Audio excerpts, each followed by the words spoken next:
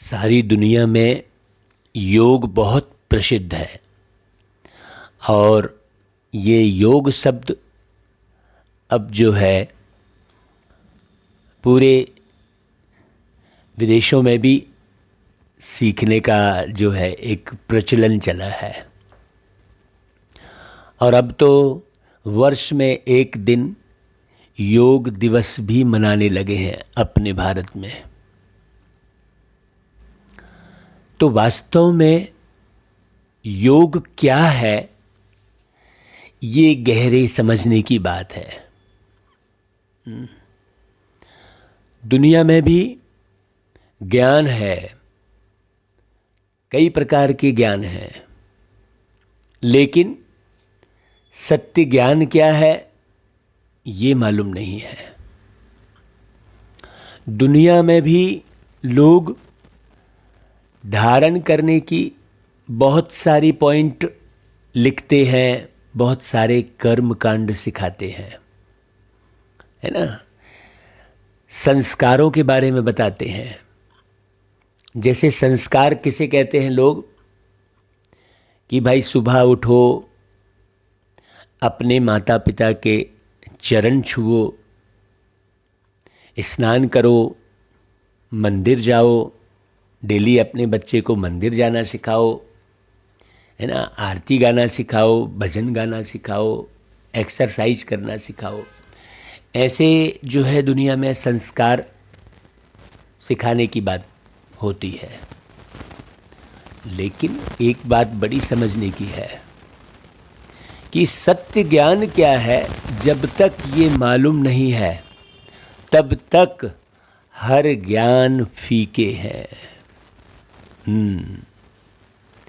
आत्मा के ओरिजिनल संस्कार क्या हैं, इसका पता होना भी अनिवार्य है ना भाई।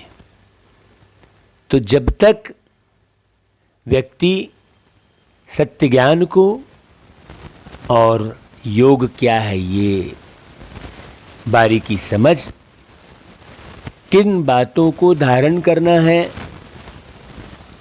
ये समझ, और वास्तव में सेवा कौन सी करनी है। दुनिया में सेवा शब्द को जोड़ा गया है कि किसी मरीज की सेवा कर दो, किसी भूखे को अन्न खिला दो, किसी गरीब को जो है धन दान दे दो, सहयोग कर दो, इसे सेवा समझते हैं। ये तो बहुत अच्छी बात है, लेकिन वास्तविक सेवा क्या है, जिससे आत्मा सतो प्रधान बन जाए, आत्मा के अंदर छुपे जो है जमाने भर के अवगुण खत्म हो जाएं, ऐसी सेवा तो मुख्य सेवा है ना भाई। कोई व्यक्ति बीमार क्यों पड़ा है, वो कभी बीमार ना पड़े, ऐसी सेवा। जो व्यक्ति भूखा है वो कभी भूखा ना रह जाए, ऐसी सेवा। जो व्यक्ति गरीब है वो कभी गरीबी न रह जाए, अपनी गरीबी को वो स्वयं परिवर्तित कर ले, ऐसी सेवा। इसे सेवा कहेंगे।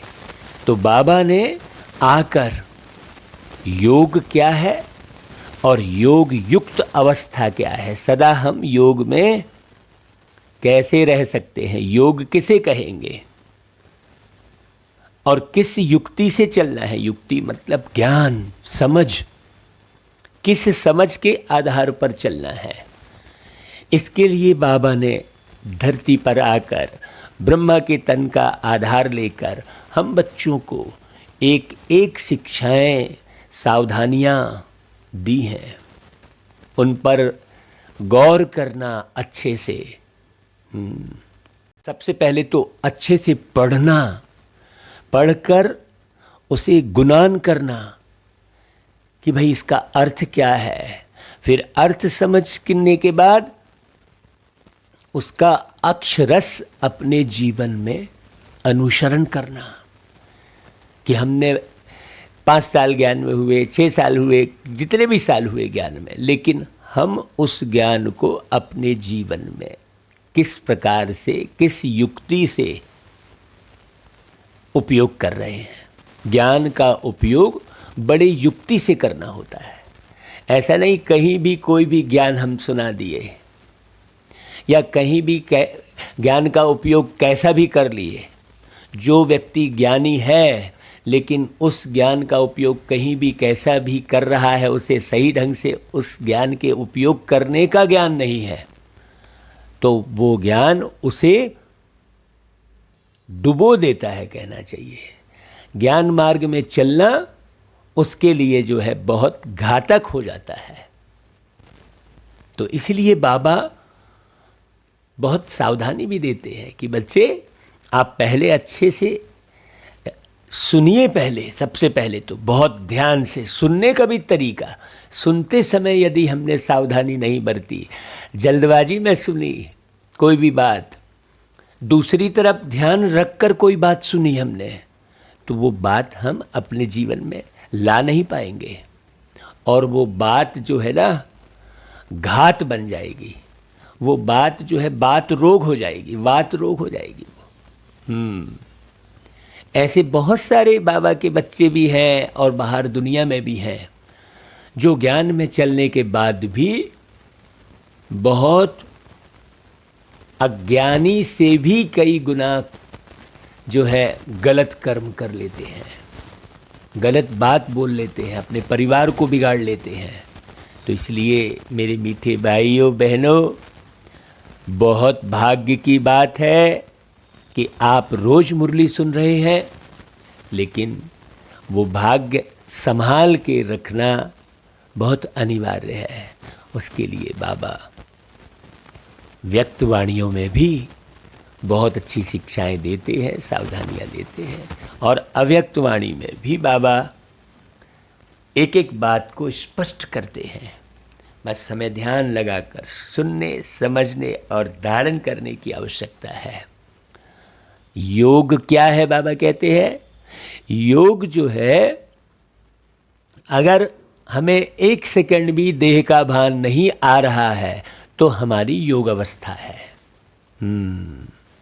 हमारी वाणी में मिठास है, हमारी वाणी में सत्यता है, हमारे सोच में माने सर्व के प्रति एक जैसा आत्मीय प्रेम है।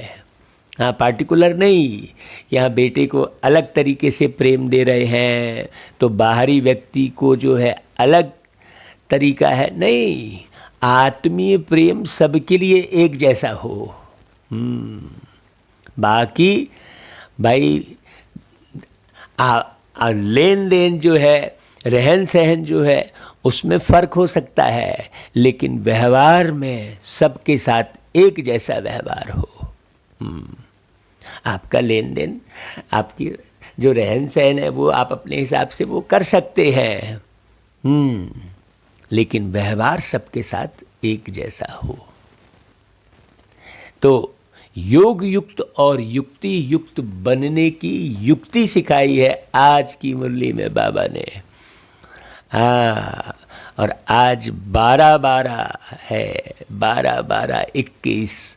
मतलब आज की मुरली को आप बार बार सुने, बार बार समझें, एक एक शब्द के अर्थ को समझें। और ये मुरली बाबा ने आकर जो चलाई है वो 9-12 89 को चलाई है ना, 89 को। तो आज बाप दादा अपने सर्व बच्चों में से विशेष 2 प्रकार के बच्चे देख रहे हैं। अब विशेष दृष्टि बाबा की किधर पड़ रही है? 2 प्रकार के बच्चों में। एक है सदा योग युक्त और हर कर्म में युक्ति युक्त, और दूसरे योगी है लेकिन सदा योग युक्त नहीं है और सदा हर कर्म में स्वतः युक्ति युक्त नहीं है। वो हर बार कहीं ना कहीं से युक्ति सीखने की कोशिश करते हैं। हाँ, मनसा व बोल और कर्म तीनों में से कभी किसमें युक्ति युक्त नहीं है। हाँ, मन को बड़ी युक्ति से चलाना, सबसे पहले तो अपने मन को बड़ी युक्ति से चलाना। हाँ, बड़ी युक्ति से बोलना, बड़ी युक्ति से कर्म करना। वैसे ब्राह्मण जीवन अर्थात क्या कहलाएगा? स्वतः योग युक्त और सदा युक्ति युक्त। ऐसा नहीं कभी हम युक्ति से चले और कभी गफलत कर दिए।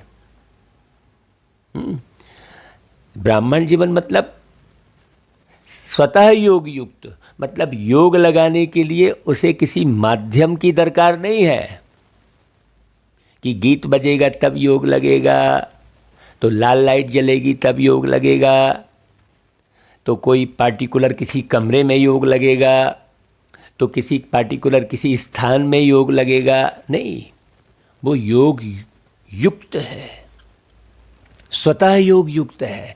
अब आगे सुनना, स्वतः योग युक्त किसे कह रहे हैं बाबा? है ना भाई, ब्राह्मण जीवन की अलौकिकता व विशेषता व न्यारा और प्यारापन, यही है योग युक्त और युक्ति युक्त। हाँ, है ना भाई, समझ में आई भाई पूरी बात?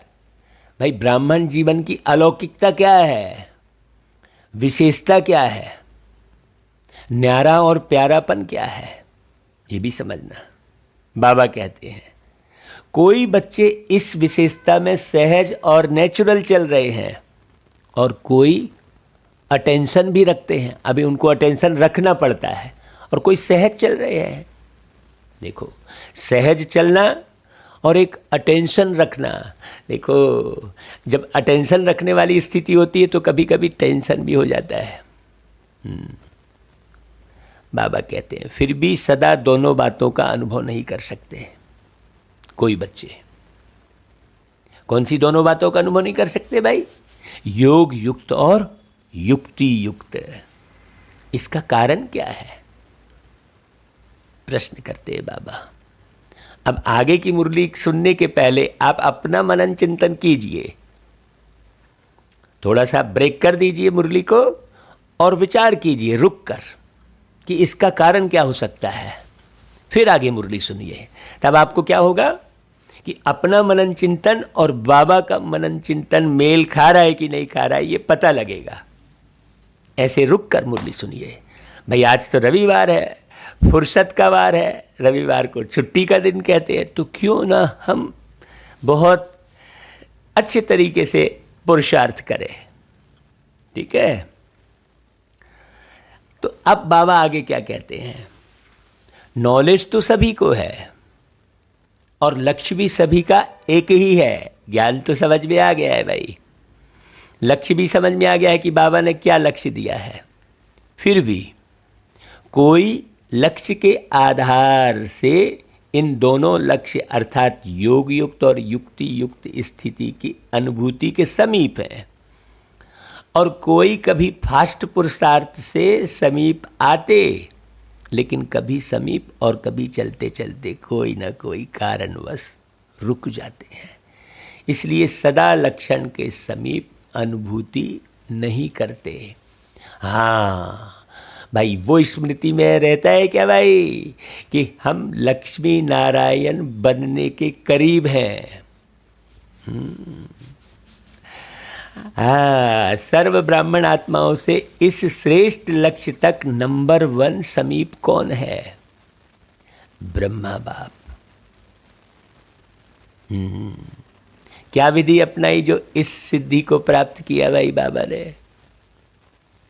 कौन सी विधि अपनाई बाबा ने? आप पूछ रहे थे ना भाई, किस विधि मिलूं दया में, तो वो दयालु प्रभु किस विधि मिले, तो मिल तो गए। अब बहुत सारे लोगों को बाबा मिल गए, लेकिन केवल बाबा के मिल जाने बस से थोड़ी सब कुछ हो जाएगा।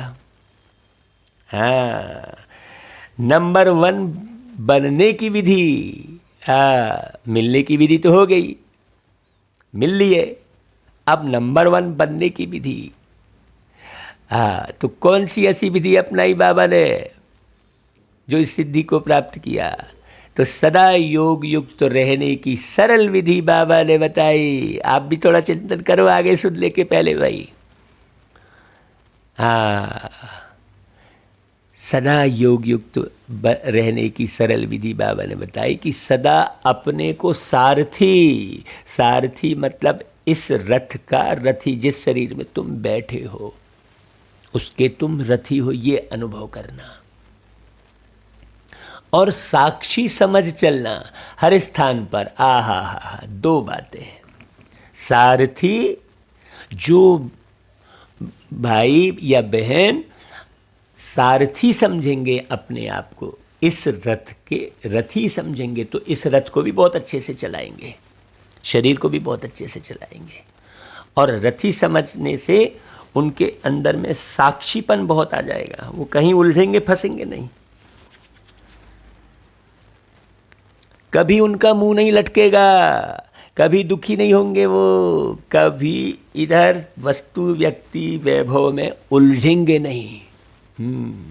साक्षी जो समझ के चलेंगे स्वयं को। तो आप सभी श्रेष्ठ आत्माएं इस रथ के सारथी हो ना भाई। रथ को चलाने वाली आत्मा सारथी हो। यह स्मृति स्वतः ही इस रथ अथवा देह से न्यारा बना देती है, किसी भी प्रकार के देह भान से न्यारा बना देती है। अभी न्यारे के अर्थ को समझिए बहुत अच्छे से। देह भान नहीं तो सहज योग युक्त बन जाते, और हर कर्म में योग युक्त, युक्ति युक्त स्वतः ही हो जाते हैं। स्वयं को सारथी समझने से सर्व कर्मेंद्रियां अपने कंट्रोल में रहती हैं, अर्थात सर्व कर्मेंद्रियों को सदा लक्ष्य और लक्षण की मंजिल के समीप लाने की कंट्रोलिंग पावर आ जाती है। स्वयं सारथी किसी भी कर्मेंद्रियों के वश नहीं हो सकता।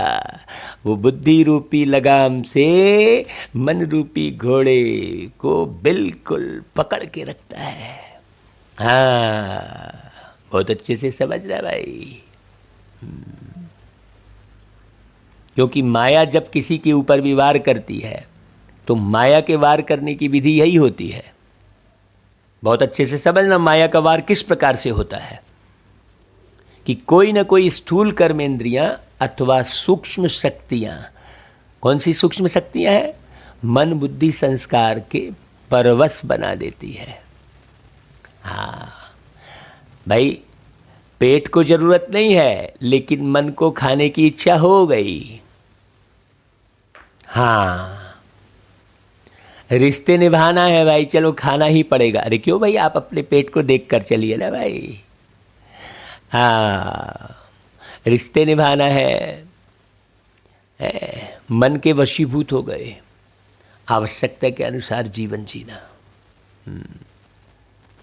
युक्ति से, बाबा कहता है। तो आप सारथी आत्माओं को जो महामंत्र वशीकरण मंत्र बाप से मिला हुआ है उसको परिवर्तन कर वशीकरण के बजाय वशीभूत बना देती है माया। और एक बात में भी वशीभूत हुए तो सभी भूत प्रवेश हो जाते हैं।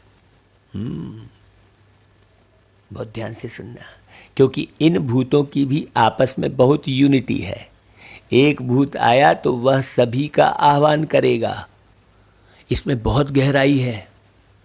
अब इसका प्रैक्टिकल अनुभव हम यदि आपको सुनाएंगे, बाबा की इन वाणियों का प्रैक्टिकल अनुभव, तो काफ़ी समय लगेगा भाई।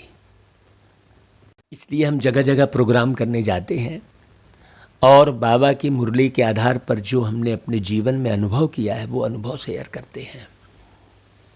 ये जो बाबा भूतों की बात कर रहे हैं, हाँ, और एक भूत प्रवेश किया तो सारे भूत आ जाते हैं, इसका प्रैक्टिकल बहुत अच्छे से समझना होगा भाई।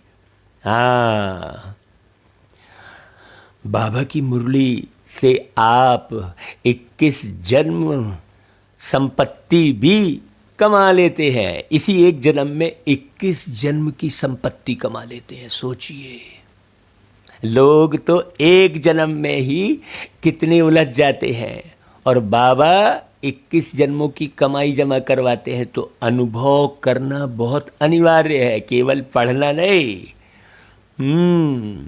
मुरली सुन लिए, पढ़ लिए, एक दूसरे से बाबा बाबा करके बाबा की बातचीत कर लिए घंटों नहीं, अनुभव करना। तो सारथीपन, सदा सारथी जीवन में अति न्यारी और प्यारी स्थिति का अनुभव करना। है कि नहीं भाई? बहुत अच्छे से समझने की जरूरत है।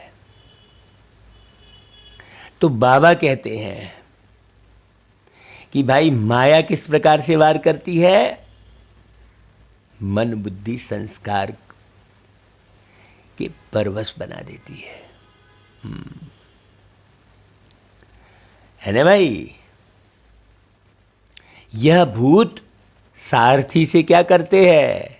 स्वार्थी बना देते हैं। और आप क्या करते हो? जब सारथीपन की स्मृति में आते हो तो भूतों को भगाने की युद्ध करते हो। युद्ध की स्थिति को योग युक्त स्थिति नहीं कहेंगे।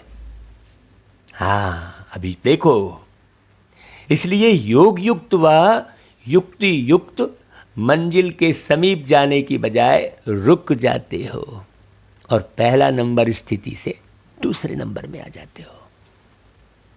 सारथी अर्थात वश होने वाले नहीं, लेकिन वश कर चलाने वाले।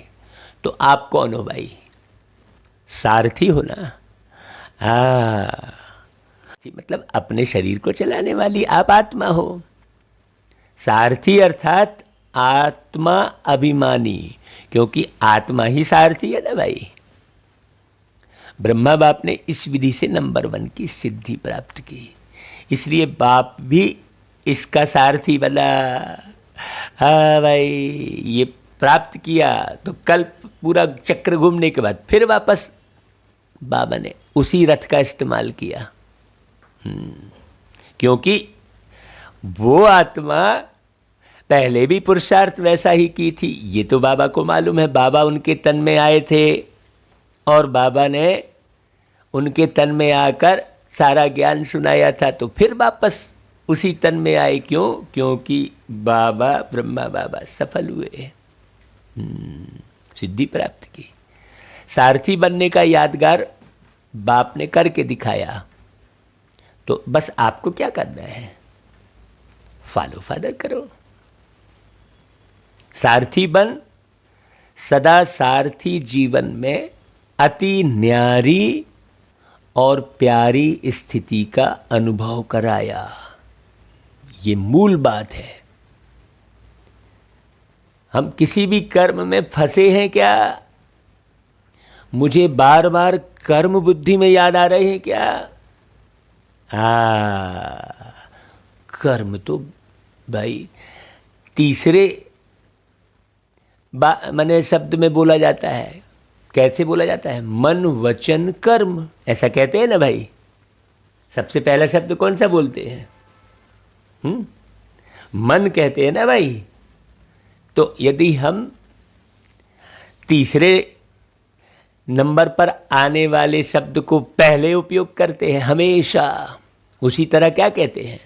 तन मन धन।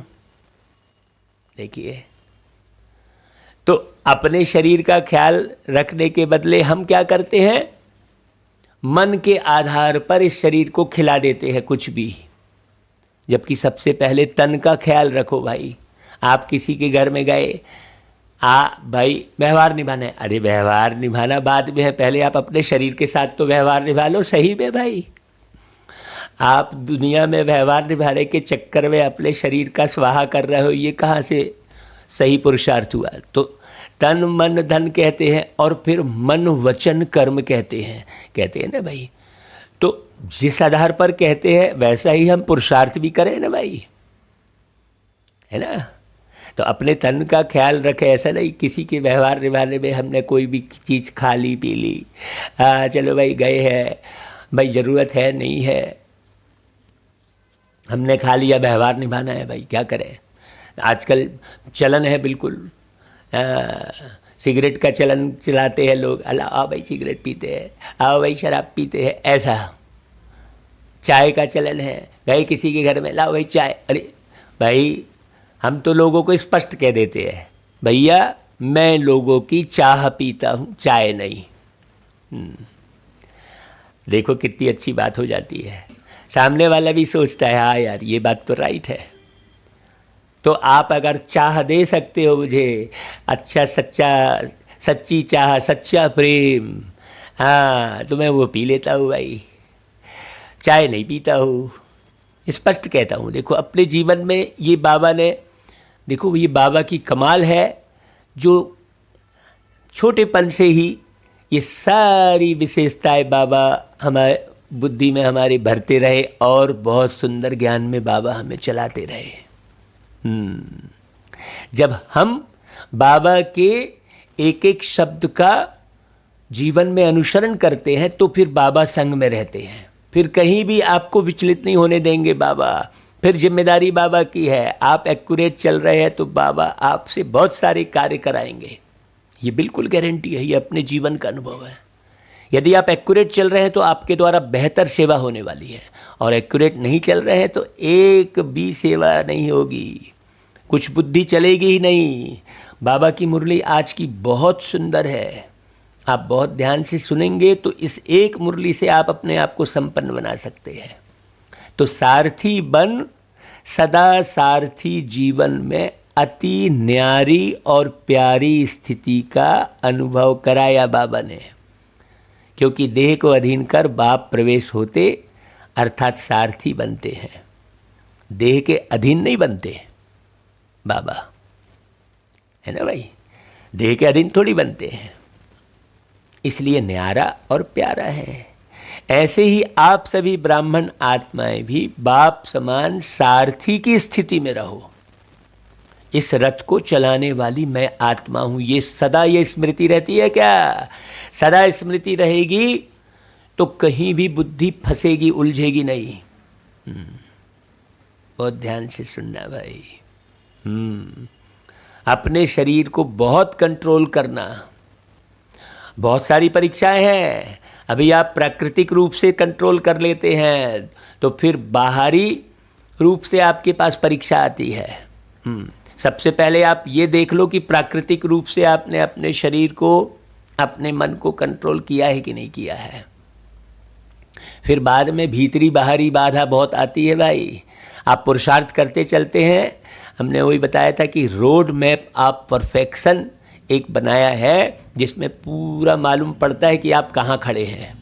आप अपने नेचर को, अपने व्यवहार को, अपने कर्म को, अपने सारे दिन भर की दिनचर्या को अच्छी रीति अगर देखते हैं तो जो आत्मा अपने सारे दिन भर की दिनचर्या को अच्छी रीति देखकर स्वयं को बहुत अच्छे से चलाती है ना, उस आत्मा को फुर्सत ही नहीं है इधर उधर की बात करने की।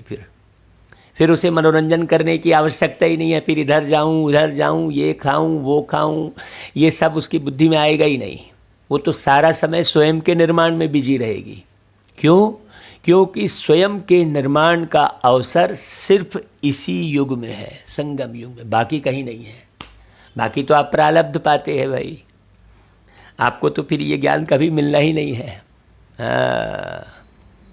बहुत गहरी गहरी बात समझना।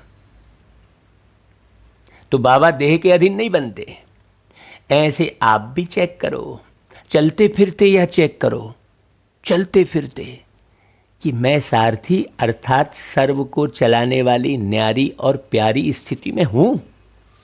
ऐसा चेक करो, पूछो अपने आप से। बीच बीच में यह चेक करो, चलते फिरते चेक करो, बीच बीच में चेक करो। बाबा बहुत अच्छी विधि सिखा रहे, उसे ध्यान से सुनना। और सुने बस और फिर किए नहीं तो ये बाबा की बहुत बड़ी अवहेलना कहलाएगी। या तो आप सुनो ही मत, आपको पता ही नहीं है तो आपका कोई विकर्म नहीं बनेगा। और यदि आप सुन रहे हैं और उसे अनुसरण नहीं कर रहे हैं तो बहुत बड़ा विकर्म है, दुनिया से भी बड़ा विकर्म। क्यों? बाप मुरली चला रहे हैं भाई, कोई साधारण अथॉरिटी आपसे बात नहीं कर रही है तो कितनी बड़ी अवज्ञा होगी यदि आपने सुना, समझा और किया नहीं तो। यदि नहीं कर सकते हो तो हम तो स्पष्ट कह देते हैं। आजकल भाई बहनें जो आते हैं हमारे पास, वो जमाने भर के जो है शिकायत लेके आते हैं, ऐसा हो गया भाई जी, वैसा हो गया। हम कहते हैं मत चलो, तुम नहीं चल सकते ना, छोड़ दो। हम उन्हें सीधा कह देते हैं अब आप छोड़ दो, नहीं तो अवज्ञा होती चली जाएगी और पाप कर्म बढ़ते चले जाएंगे। हाँ, क्यों? क्योंकि आप खुद गौर करिए, पड़ोस का बच्चा यदि कोई भी गफलत करता है तो आप बाप हो ना भाई, आप उसे वो सज़ा नहीं देते, लेकिन आपका अपना बच्चा यदि गफलत करता है तो आप उसे अच्छे से सज़ा देते हैं कि नहीं देते हैं? ये सिस्टम सेट है कि नहीं भाई? वैसा ही बाबा बहुत ध्यान से मुरली सुनने की बात कर रहे हैं। चलते फिरते चेक करो कि मैं न्यारी और प्यारी स्थिति में स्थित हूँ। बीच बीच में चेक करो, ऐसे नहीं सारा दिन बीत जाए फिर रात को चेक करो। सारा दिन बीत गया तो बीता हुआ समय सदा के लिए कमाई से गया कि नहीं गया भाई? इसलिए गंवा करके होश में नहीं आना, नहीं तो फिर यही संस्कार बन जाएगा। हाँ, अरे हो गई मेरे से गलती, सबसे हो जाती है, ये काम ब्राह्मण जीवन में नहीं आएगा भाई। अब सुधार लेंगे तो कब सुधारोगे भाई? तो बाबा कह रहा है ऐसा नहीं, आप प्रति सेकंड चेक करो। क्यों? क्योंकि बाबा ने एक दिन कहा था, माया दोनों कंधे पर बिल्कुल अटेंशन दे के बैठी है कि आप कब गलती किए छोटी सी और वो प्रवेश करे। बहुत ध्यान से सुनना भाई। तो यह मना हर घड़ी चेक करने का यह स्वतः नेचुरल संस्कार बनाओ, क्योंकि बहुत से कार्य हम संस्कार के आधार पर करते हैं, उसके बिना नहीं रह सकते।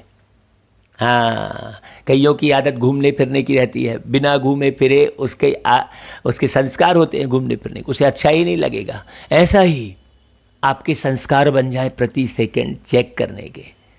हाँ, कौन से संस्कार बने भाई? चेकिंग के।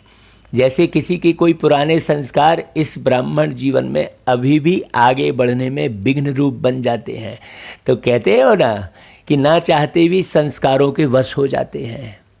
जो नहीं करना चाहते हो वह कर लेते हो। जब उल्टे संस्कार ना चाहते कोई भी कर्म करा लेते हैं तो यह नेचुरल चेकिंग का शुद्ध संस्कार अपना नहीं सकते हो क्या? पूछ रहे हैं बाबा। बाबा के इस स्वरूप को पहचानो अच्छे से। आज की मुरली में बाबा का कौन सा स्वरूप है, बाबा कितना डिवोटी है, सोचो। कैसे बच्चों को पूरा बनाने के लिए कितनी मेहनत कर रहे हैं बाबा। तो बाबा कहते हैं देखो, बिना मेहनत के चेकिंग के शुद्ध संस्कार स्वतः ही कार्य कराते रहेंगे। या नहीं कहेंगे कि भूल जाते हैं, वह बहुत बिजी रहते हैं।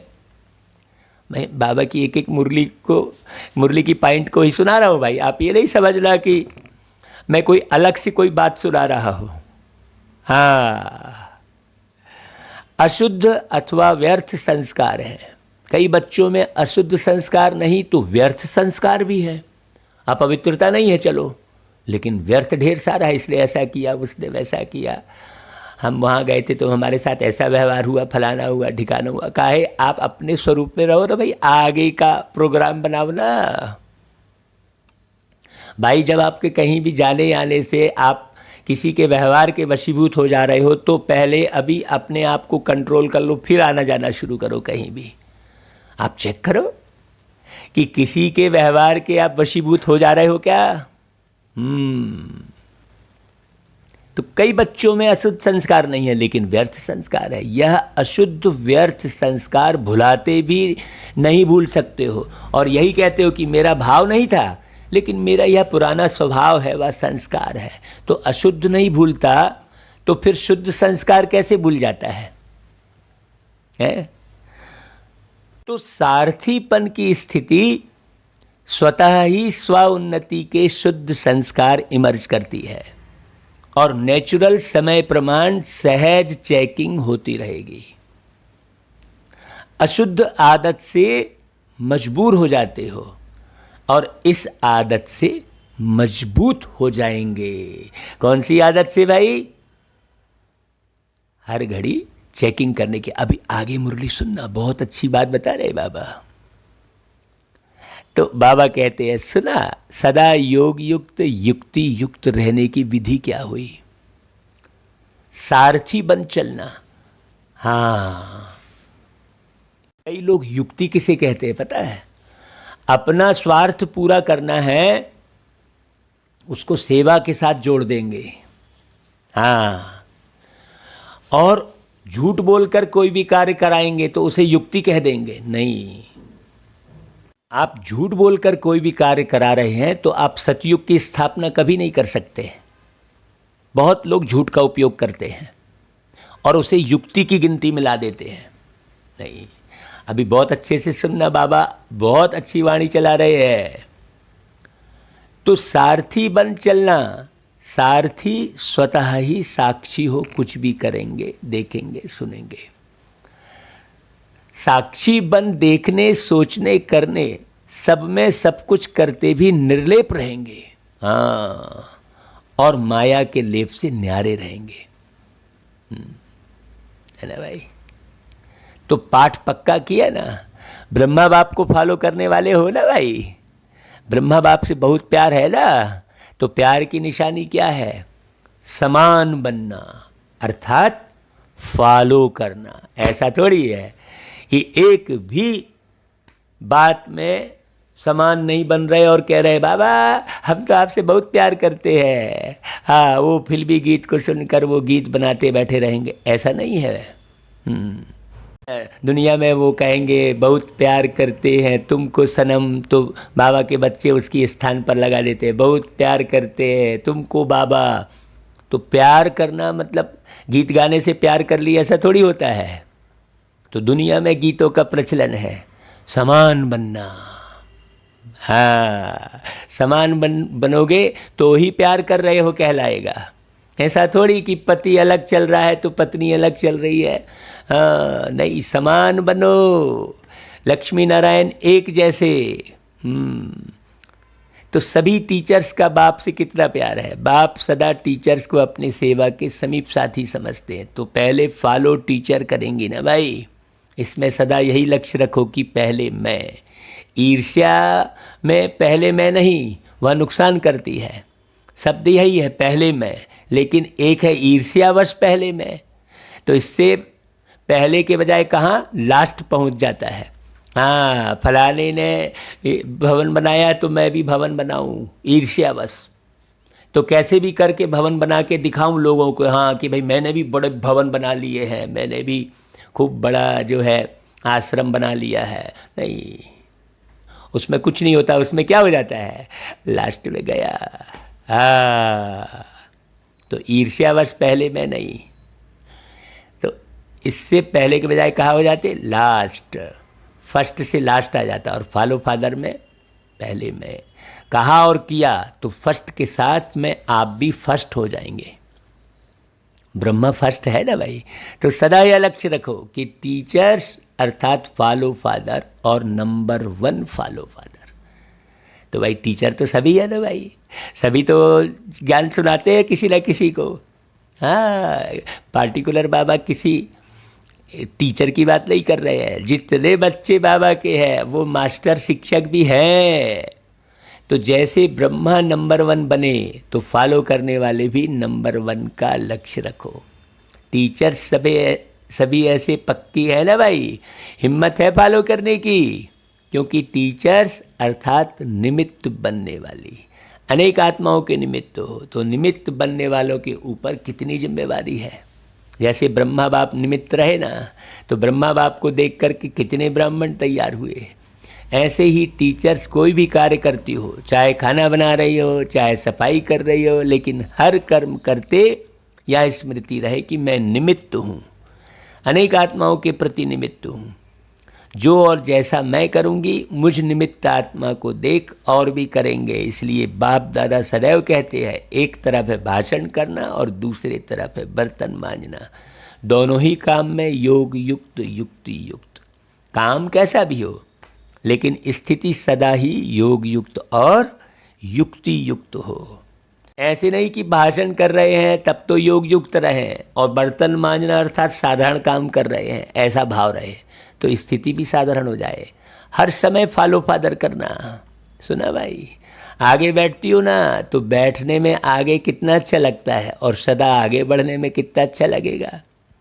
जब भी कोई ऐसा कड़ा संस्कार पीछे करने की कोशिश करे तो यह सीन याद करना, जब आगे बैठना अच्छा लगता है तो आगे बढ़ने में क्यों पीछे रहे भाई। तो जब कोई बात आए तो मधुबन में पहुंच जाना, और अपने को हिम्मत उमंग में ले आना, क्योंकि पीछे रहने वाले तो बहुत आएंगे पीछे, आप लोग भी पीछे रह जाएंगे तो फिर पीछे वालों को आगे करना पड़ेगा ना भाई बाबा को। इसलिए सदा यही स्मृति रखो कि हम आगे रहने वाले हैं, पीछे रहना अर्थात प्रजा बनना। प्रजा तो नहीं बनना है ना भाई, प्रजा योगी तो नहीं होना, राजयोगी होना। तो फॉलो फादर। अच्छा भाई, फॉरेनर्स क्या करेंगे? फॉलो फादर करेंगे ना, कहाँ तक पहुँचेंगे? सभी फ्रंट में आएंगे, जो भी आए हैं फॉलो फादर कर फास्ट और फर्स्ट आना। या नहीं सोचो कि फर्स्ट तो एक ही आएगा, लेकिन फर्स्ट ग्रेड तो बहुत होंगे ना भाई। फर्स्ट नंबर तो ब्रह्मा आएंगे, लेकिन फर्स्ट ग्रेड में तो साथ ही रहेंगे ना। इसलिए फर्स्ट में आना, एक फर्स्ट नहीं होगा, फर्स्ट ग्रेड वाले बहुत होंगे। इसलिए यह नहीं सोचो कि भाई पहला नंबर तो फाइनल हो गया इसलिए सेकंड ही आएंगे। सेकंड ग्रेड में नहीं जाना। जो ओटे सो अव्वल अर्जुन, अव्वल नंबर माना अर्जुन। सबको फर्स्ट में आने का चांस है, सब आ सकते हैं। फर्स्ट ग्रेड बेहद है, कम नहीं है। तो सभी फर्स्ट में आएंगे ना भाई, पक्का है? बाबा पक्का करा रहे हैं। अच्छा भाई, सदा ब्रह्मा बाप को फॉलो करने वाले, सदा स्वतः योग युक्त युक्ति युक्त रहने वाले, सदा सारथी बन कर्म इंद्रियों को श्रेष्ठ मार्ग पर चलाने वाले, सदा मंजिल के समीप रहने वाले, ऐसे सर्वश्रेष्ठ आत्माओं को बाप दादा का याद प्यार और गुड मॉर्निंग। रूहानी बाप की रूहानी बच्चों को नमस्ते, और हम रूहानी बच्चों की रूहानी बाप दादा को याद प्यार गुड मॉर्निंग और नमस्ते। आज अव्यक्त बाप दादा ने जॉन वाइस मधुर महावाक्य उच्चारे हैं, तो इसमें इंदौर जोन के बच्चे सभी बैठे हैं आज की मुरली में। तो बाबा देखो क्या कह रहे हैं, इंदौर जोन, मतलब बाबा ने बहुत गहरी बात बताई थी। हमेशा अपने अंदर के दरवाजे में रहते हैं, चेक करते हैं, अंदर के दरवाजे को खोल कर रखते हैं, दिल का दरवाजा। बाप दादा की श्रेष्ठ मत ने श्रेष्ठ गति को प्राप्त करा लिया। ऐसा अनुभव करते हो ना भाई? जैसी मति वैसी गति होती है। तो बाप की श्रेष्ठ मत है तो गति भी श्रेष्ठ होगी ना। कहते हैं जैसे अंत मते वैसी गते।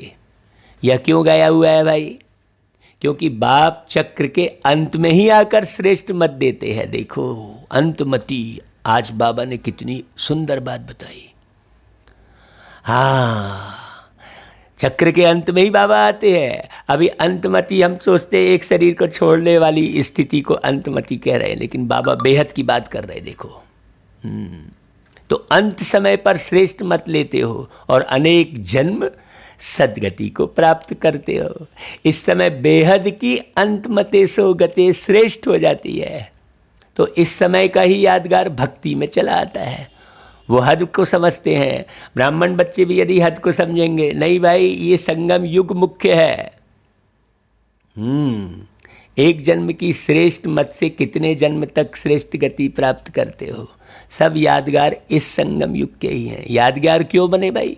क्योंकि इस समय याद में रहकर कर्म करते हो। हर कर्म का यादगार बन गया। कल ही हम एक बात कर रहे थे कि भाई हमारे घर में 5 भाई 4 बहन का बड़ा परिवार था। हाँ, तो हम अपने युगल से कल ये बात कह रहे थे। तो बचपन से ही हम देख रहे थे कि बहुत अच्छे से जीवन चल रहा था। सब लोग बहुत आकर्षित होते थे। हाँ, और कहते थे भाई हाँ सबसे बढ़िया ये बच्चा है, ऐसा सुनने में आता था। तो हम कल विचार सागर मंथन कर रहे थे, तब कह रहे थे कि भाई ऐसा आखिर हुआ क्यों? इस जन्म में इस शरीर में इतनी अच्छी प्राप्तियां क्यों हुई? क्योंकि कल्प पहले भी ऐसे ही शरीर के माध्यम से हमने भगवान से मिलन बनाया था। इसी शरीर की आँखों के माध्यम से हमने भगवान को साकार में देखा था। इसलिए वो आकर्षण था। बस वही बात है, चक्र का जिसे ज्ञान है ना, तो वो सदा खुश रहेगा। तो यादगार क्यों बने भाई? क्योंकि इस समय याद में रहकर कर्म करते हो, हर कर्म का यादगार बन गया। आप अमृत वेले विधि पूर्वक उठते हो, तो देखो आपके यादगार चित्रों में भी विधि पूर्वक उठाते हैं। कितना प्यार से उठाते हैं जड़ चित्र, लेकिन कितने दिल से स्नेह से उठाते हैं। उठाते भी हैं तो खिलाते सुलाते भी हैं, क्योंकि आप इस समय सब याद के विधि पूर्वक करते हो। खाना भी विधि पूर्वक खाते हो, भोग लगा कर खाते हो ना, या जैसे है वैसे ही खा लेते हो। ऐसे तो नहीं किसी को खाना देना है इसलिए जल्दी जल्दी में भोग नहीं लगाया। अगर किसको देना भी है, कोई मजबूरी है, तो भी पहले अलग हिस्सा जरूर निकालो। ऐसे नहीं किसी को खिलाकर पीछे भोग लगाओ। विधि पूर्वक खाने से सिद्धि प्राप्त होती है, खुशी होती है, निरंतर याद सहज आती है। हाँ, सहज रहती है। तो अमृत बेले से लेकर रात तक जो भी कर्म करो, याद के विधि पूर्वक करो, तब हर कर्म की सिद्धि मिलेगी। सिद्धि अर्थात प्रत्यक्ष फल प्राप्त होता रहेगा। सबसे बड़े से बड़ी सिद्धि है प्रत्यक्ष फल के रूप में अतीन्द्रिय सुख की अनुभूति होना। सदा सुख की लहरों में, खुशी की लहरों में लहराते रहेंगे। पहले प्रत्यक्ष फल मिलता है, फिर भविष्य फल मिलता है। इस समय का प्रत्यक्ष फल अनेक भविष्य जन्मों के फल से श्रेष्ठ है।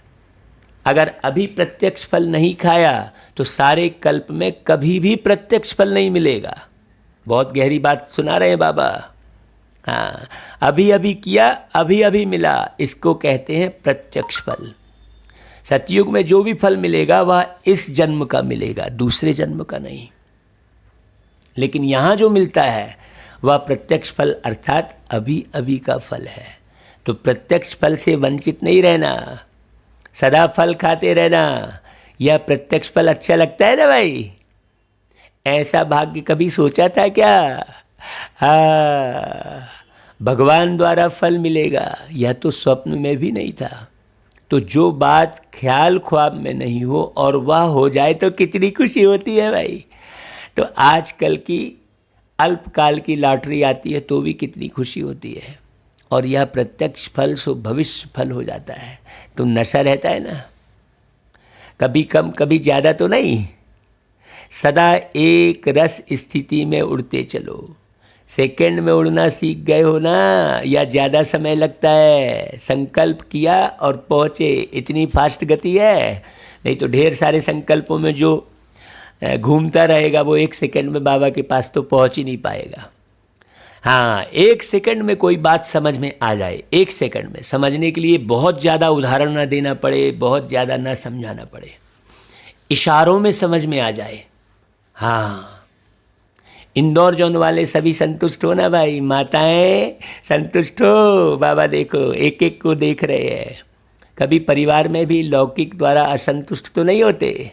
कभी तंग होते हो क्या? कभी चंचल बच्चों से तंग होते हो?